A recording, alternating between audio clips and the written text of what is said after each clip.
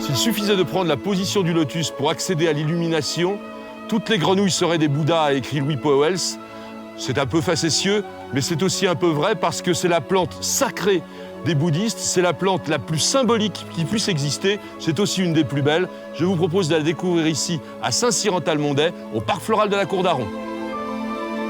Le lotus, que l'on appelle aussi rose du Nil, ou pour les botanistes, Nelimbo nucifera, est la fleur nationale de l'Inde. C'est ici, à la Cour d'Aron, que vous avez la plus grande concentration de cette plante en Europe. La feuille du lotus est hygroscopique, c'est-à-dire que lorsque l'eau rencontre la feuille par la pluie, elle ne s'étale pas, elle reste en petites gouttelettes. Et cette propriété est utilisée dans l'industrie pour réaliser certains revêtements de bâtiments qui vont être totalement étanches.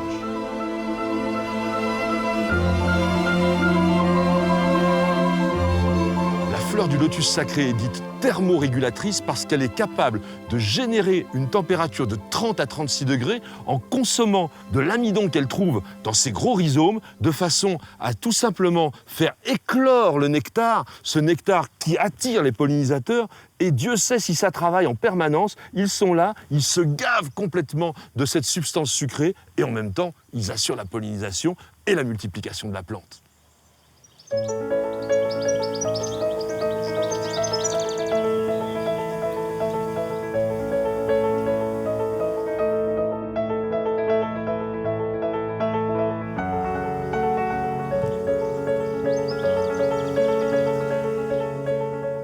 Les Chinois qui l'appellent princesse des fleurs voient aussi dans l'observation du lotus l'évocation du temps présent, passé et futur en raison de la présence simultanée sur la plante du bouton, de la fleur épanouie et du fruit.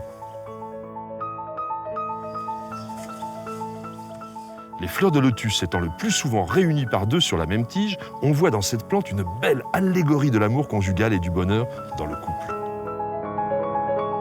On peut voir aussi dans le lotus l'image de l'amour qui se développe. Le bouton de la fleur symbolise le cœur qui grossit sous l'influence du sentiment amoureux, puis s'épanouit ensuite dans le bonheur et la félicité sous la forme de cette fleur quasi parfaite lorsqu'elle est grande ouverte.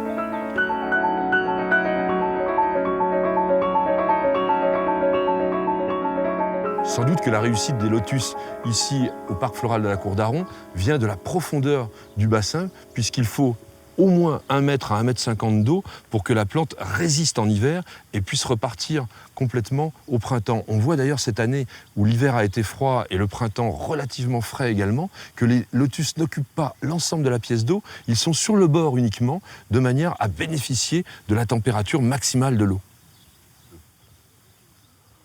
Lorsque les pollinisateurs ont fini leur travail, les pétales vont tomber et va rester simplement ce réceptacle charnu de la fleur qui va se transformer en une infrutescence, c'est-à-dire un ensemble de fruits qui, à l'intérieur, contiennent des graines. On va les voir en détail. À l'intérieur de l'infrutescence se trouvent des petites loges dans lesquelles il y a ce que l'on appelle en botanique des akènes, qui sont des fruits qui vont sécher, et à l'intérieur de chaque akène, il y a tout simplement une petite graine. Et cette graine est tout à fait extraordinaire parce qu'elle peut germer après 1300 ans. C'est l'exploit qu'ont réussi des scientifiques de l'UCLA, l'Université de la Californie.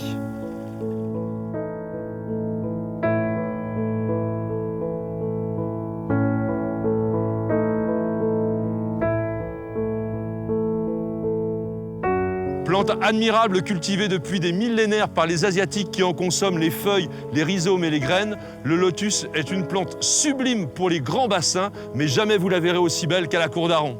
Et je terminerai par un délicieux aphorisme de Sylvain Tesson, le lotus est un sourire de la boue vers le ciel.